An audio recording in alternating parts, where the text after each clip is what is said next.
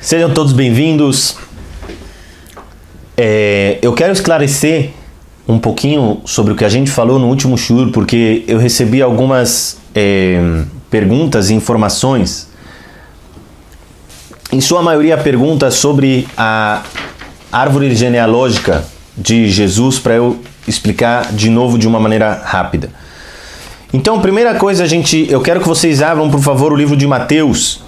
Ok? No livro de Mateus, depois de falar toda a ascendência de Jesus, toda a ascendência de Yosef, José, pai de Jesus, está escrito o seguinte.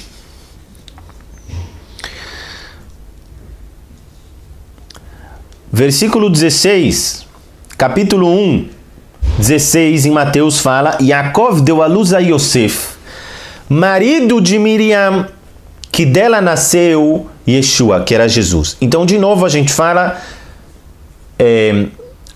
José não era o pai de Jesus, porque Jesus, de acordo com as escrituras, não tinha pai. O pai dele era que nem o meu pai e o pai de vocês, que era Hashem, mas ele não tinha pai biológico. E está escrito no hebraico que José Yosef, ele era Baal Miriam. Baal Miriam é a mesma palavra que está escrito em Gênesis, capítulo 20, versículo 3. Quando o rei Avimelech, ele pegou Sará, que era a esposa de Abraão, está escrito que ela era Beulat Baal. Beulat Baal, a tradução é, pois ela tem marido. Baal é marido, e a mesma palavra que está escrito aqui.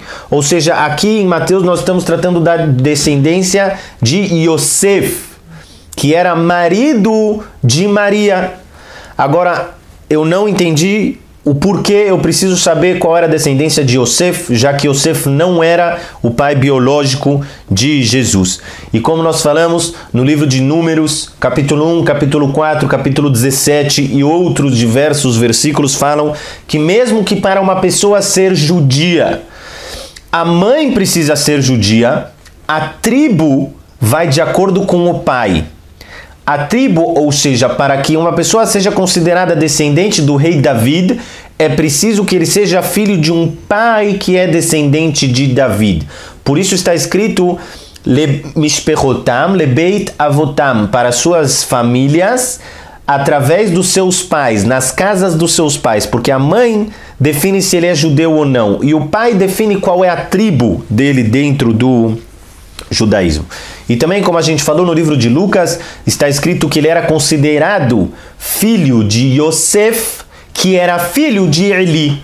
Ou seja, Yosef era filho de Eli. Nos dois lugares está se tratando da descendência de Yosef, José, que era pai de Jesus. E de novo, estude hebraico, agarre o Novo Testamento em hebraico e veja a fonte, e não se sustente em traduções errôneas e traduções que desviam a verdade do que foi escrito no Novo Testamento. Agora eu quero falar sobre uma passagem, ok? No livro de Lucas. No livro de Lucas, capítulo 6. O livro de Lucas, capítulo 6, diz pra gente o seguinte: E foi no dia do Shabat, o segundo Shabat desde a contagem do Omer, é uma contagem que nós fazemos. Avar ben Assadot, ok? Ele passou entre os campos. Vaiktefu talmidav melilot, e os seus alunos, eu vou ler somente em português, eu vou traduzir. E os seus alunos, eles colheram ervas, colheram comida e começaram a comer. Ve'anashim minaperushim, e pessoas dos prushim. Para quem não lembra o que é prushim, Prushim está escrito no livro de Mateus.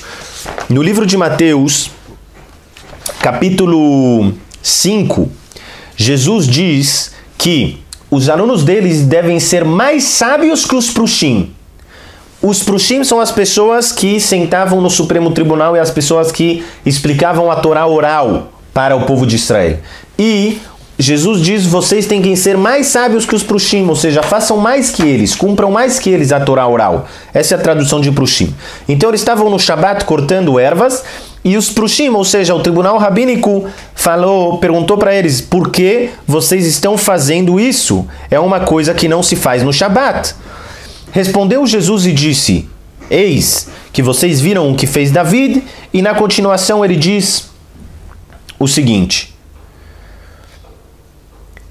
ele respondeu, Vayomer Alehem, o ser humano, ele também é dono do Shabat. Ou seja, o ser humano é dono do Shabat e, portanto, a pessoa pode cortar árvores, ou seja, nesse caso, ervas e colher ervas no Shabat, mesmo que isso é considerado um trabalho. E existia uma pessoa no tempo de Moisés, que nem a gente vê na Torá, que ela fez exatamente a mesma coisa em Shabat, no deserto, e ela foi considerada, ela foi condenada, à pena de morte, porque ela colheu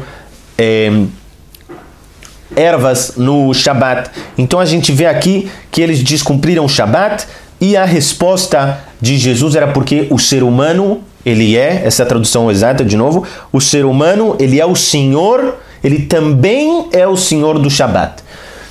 Agora, eu não entendo direito o que quer dizer isso, o que é o ser humano, ele é o Senhor do Shabat. Eu perguntei isso para alguns padres, para pessoas que entendem, estudam isso fazem muitos anos mais do que eu, e eles me falaram que a intenção é falar que tudo que é bom para o ser humano, ele pode fazer no dia do Shabat. Então, a partir dessa explicação, eu paro de entender o que é o Shabat. Porque a intenção do Shabat é que a pessoa deve cumprir o Shabat com todas as suas proibições para conseguir se elevar espiritualmente. E as proibições do Shabat são não fazer trabalho. Um dos trabalhos é colher frutas da terra ou ervas da terra, que foi exatamente o que eles fizeram. A partir do momento que você fala que o ser humano é o dono do Shabat, você anula o Shabat. E assim a gente vê hoje em dia, eu não conheço um cristão que cumpra o Shabat da maneira como está escrita na Torá. Por exemplo, existe uma proibição explícita na Torá, que é proibido acender fogo no Shabat. Existe uma proibição explícita, é proibido acender fogo no Shabat. E mesmo que o ser humano seja o dono do Shabat, ele não pode acender fogo, porque foi isso que está escrito na Torá. Agora eu quero abrir com vocês, por favor, a Torá no capítulo Parashat Kitissá. Nós estamos em Shemot, em Êxodos, ok? Estamos em Êxodos 30... Nós estamos em Êxodos 32. Êxodos 32, ok? Desculpa, Êxodos 31. No livro de Êxodos 31, Hashem diz pra gente o seguinte, vocês vão construir um tabernáculo. Tabernáculo, para quem não sabe, é o lugar onde a presença de Hashem vai baixar.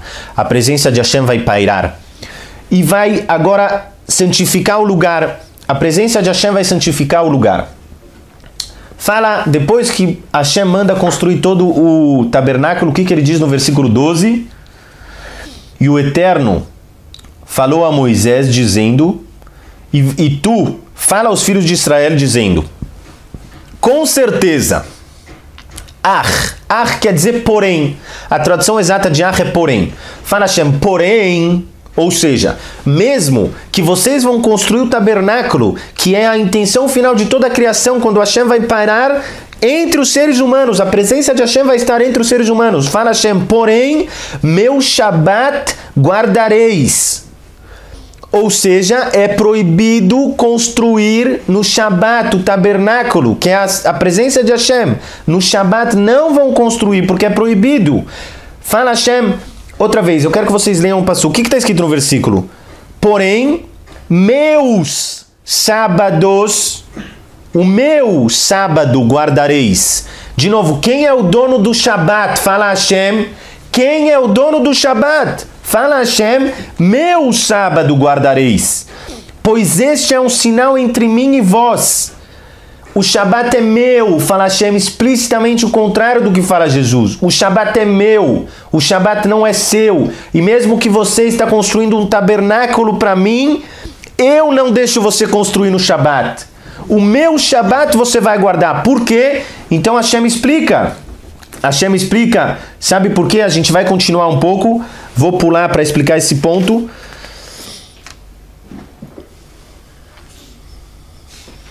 Versículo 17. Ele é um sinal entre mim e os filhos de Israel para sempre. Por quê? Em 6 dias o Eterno fez o céu e a terra, e no 7º dia folgou e descansou. Ou seja, o Shabat é de Hashem, porque Hashem descansou no Shabat. O Shabat não é do ser humano. E o Shabat foi dado para a pessoa somente para ela guardar o Shabat e não trabalhar no Shabat. E é isso que está escrito no versículo 13. Os meus sábados vocês vão guardar. Shabetotai, Shabetotai, todo mundo quem sabe hebraico, Shabetotai quer dizer o meu sábado você vai guardar. Assim fala Hashem. O homem não é o dono do Shabat. O Shabat é o dono do homem.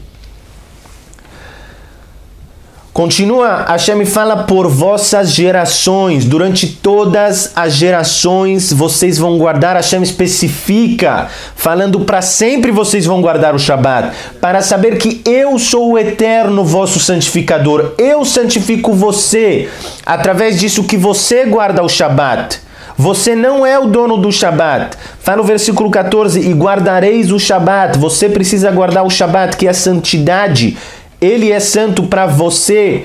Aqueles que o profanarem serão mortos, porque todo aquele que fizer nele trabalho, a sua alma será banida do seu povo. A alma dele é extirpada, ele não faz parte, ele perde a conexão espiritual que ele tem com Hashem quando ele descumpre a Torá. E a Torá volta e fala de novo, 6 dias se trabalhará, e no 7º dia será Shabat de descanso. Você não pode colher, você não pode nem mesmo construir o tabernáculo. Santificado para o eterno, todo aquele que fizer trabalho no dia do Shabat será morto. Fala o versículo 16, os filhos de Israel guardarão o Shabat, para fazer do Shabat uma aliança perpétua. Qual é a tradução? O que é perpétua? Qual é a explicação de perpétuo? Para sempre, que nunca vai mudar. Ele é para sempre por suas gerações. Ele é um sinal entre mim e entre os filhos de Israel para sempre, de que em 6 dias o Eterno fez os céus e a terra, e no 7º folgou e descansou. Explicitamente está escrito que é proibido descumprir o Shabat, em que aquela pessoa que descumpre o Shabat, a alma dele é extirpada e ele perde a conexão que ele tinha com Hashem. Como é possível que Hashem, que falou, meu Shabat, ele vem através de Jesus e fala o Shabat é do homem? E como pode ser que o próprio Jesus, que falava para seguir os Prushim, que são os rabinos do Supremo Tribunal, agora ele fala o Shabat é do homem? Como é possível mudar a Torá dessa maneira? Quando de novo eu volto e falo, o último profeta da Torá, que é o profeta Malaquias, ele fala, nos tempos de Messias, o que você deve falar? Malaquias 3, ele fala para a gente, lembre a Torá de Moisés. Isso daqui é uma dica. Quão doces são as palavras de Hashem. Isso é uma dica. Quando a Mashiach se aproximar, quando o verdadeiro Messias se aproximar, Hashem fala, o que você precisa fazer? Se lembrar do livro de Moisés, do livro de Hashem. A Torá de Moisés, é isso que você precisa lembrar. Não se deixe enganar por livros que não foram escritos por Hashem. Não se deixe enganar por falsos messias. Eu posso dar mais 50 horas de provas e de explicações o porquê o Novo Testamento é um livro escrito pelo homem e o porquê Jesus não é Mashiach e Jesus também não é, muito menos, Chas v'Shalom, falar que ele é Deus e Jesus não cumpriu a Torá que tanto Hashem deseja que seja cumprida. Eu espero que através dessas aulas nós tenhamos chegado um pouco mais perto da verdade e o principal é estude a Torá, estude as palavras de Hashem, siga o caminho dele e principalmente, se você é Yehudi, se você é judeu, cumpra 613 mitzvot.